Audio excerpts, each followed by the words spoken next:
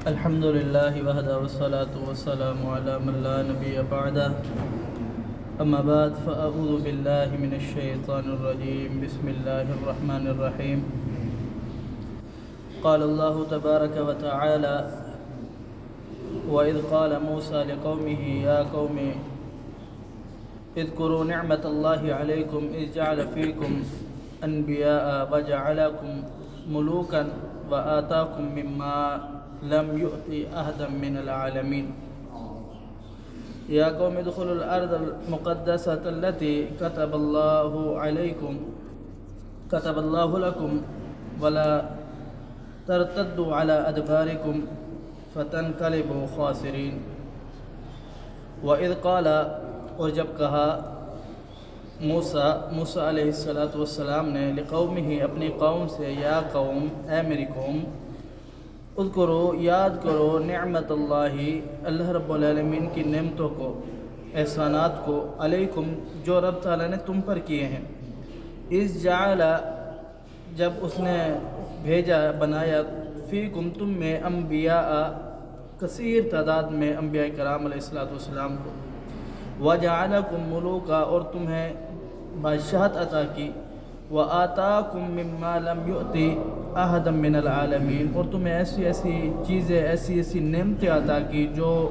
اللہ رب العالمین نے کسی اور قوم پر جہانوں میں نہیں دی فرمایا یا قوم ادخلو اے میری قوم ادخلوا الارض داخل ہو جاؤ ایسی زمین میں المقدسہ جو پاک زمین ہے اللہ تھی وہ زمین کتب اللہ جو اللہ نے لکھ دیا ہے آپ کے لیے اس آیات مبارکہ میں اللہ رب العالمین نے یہود کی مذمت اور پیارے حبیب پیغمبر علیہ السلام کو دلاسا دیا ہے کافی لمبی آیات ہے فرمایا کہ یہود کا یہ شروع سے ہی ان کا یہ وتیرہ اور ان کا یہ کام رہا ہے کہ وہ پیغمبروں کی مخالفت اور اللہ رب العالمین کی مخالفت کرتے ہیں دلاسا یہ ہے کہ اے نبی اگر یہ یہود آپ کی دعوت کو نہیں مان رہے آپ کے پیغام کو نہیں مان رہے جو آپ دعوت پیش کر رہے ہیں اسے جان بوجھ کر کے جھٹلا رہے ہیں تو آپ پریشان نہ ہو جائے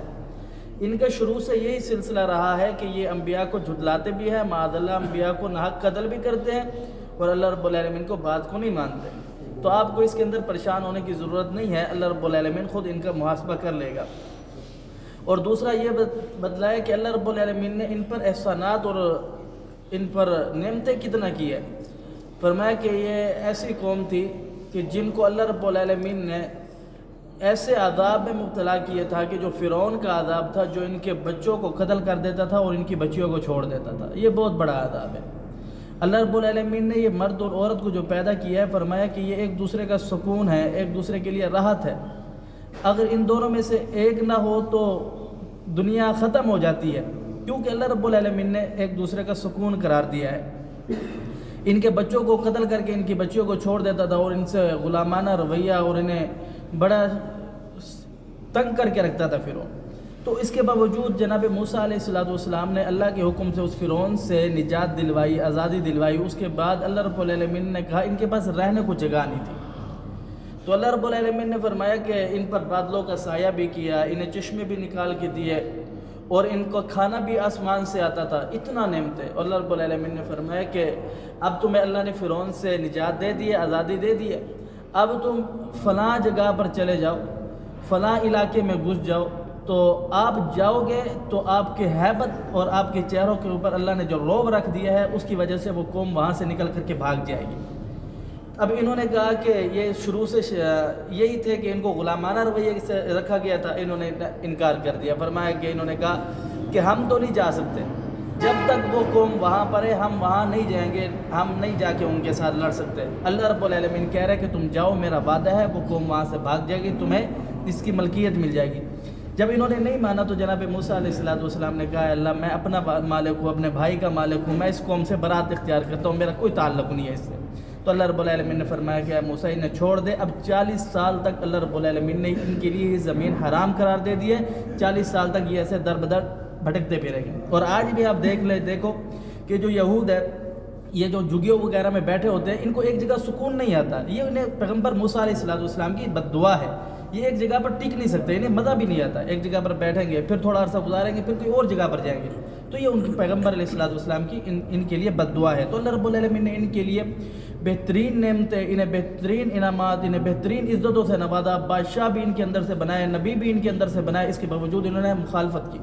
انہوں نے ایک ایسا جملہ کہا کہ انہوں نے اللہ رب العالمین کو ناراض کر دیا۔ پیغمبر موسیٰ علیہ الصلوۃ والسلام نے کہا کہ جائیں اس علاقے میں گھسے، اللہ رب العالمین نے فتح دیا، انہوں نے کہا اذهب انت وربک فقاتلا، تو تیرا رب جا کے لڑے، ہم نہیں لڑ سکتے۔ تو جب انہوں نے یہ کہا تو اللہ رب العالمین نے ان کو سزا دی، تو پھر یہ 40 سال وہاں بھٹکتے رہے اور انہیں وہ علاقہ بھی نہیں ملا اور یہ آج تک بھٹکتے پھر رہے ہیں۔ اور آج بھی دنیا کے اندر دیکھیں کم لوگ ہیں، تھوڑے سے لوگ ہیں، لیکن دنیا کے اندر سب سے زیادہ شریر لوگ یہ یہود ہیں۔ تو اللہ رب العالمین نے پیغمبر علیہ الصلوۃ والسلام کو، محمد کریم صلی اللہ علیہ وسلم کو یہ دلاسا دیا کہ آپ کی بات نہیں مانتے تو آپ پریشان نہ ہو جائے، آپ ان چھوڑ دیں، ان سے آپ دعوت، آپ کا کام ہے دعوت کو پیش کرنا، آپ نے دعوت پیش کر دی، اگر یہ نہیں مانتے تو اللہ رب العالمین ان کا حساب لینے والا ہے۔ اور باقی ان کے احسانات گنوائے اللہ رب العالمین کے، ان کو کتنا نعمتیں دی اور انہوں نے کیسی ناشکری کی۔ مسلمانوں کے لیے اس کے اندر سبق ہے کہ اللہ رب العالمین نے جب نعمتیں دی ہے اس کی نعمتوں کو استعمال کیا ہے، پھر اللہ رب العالمین کا شکر ادا کرنا چاہیے، اس کی نافرمانی نہیں کرنی چاہیے۔ اللہ سب نے عمل کی توفیق دے۔ اقول قولی ھذا استغفر اللہ لی ولکم ولسائر المسلمین۔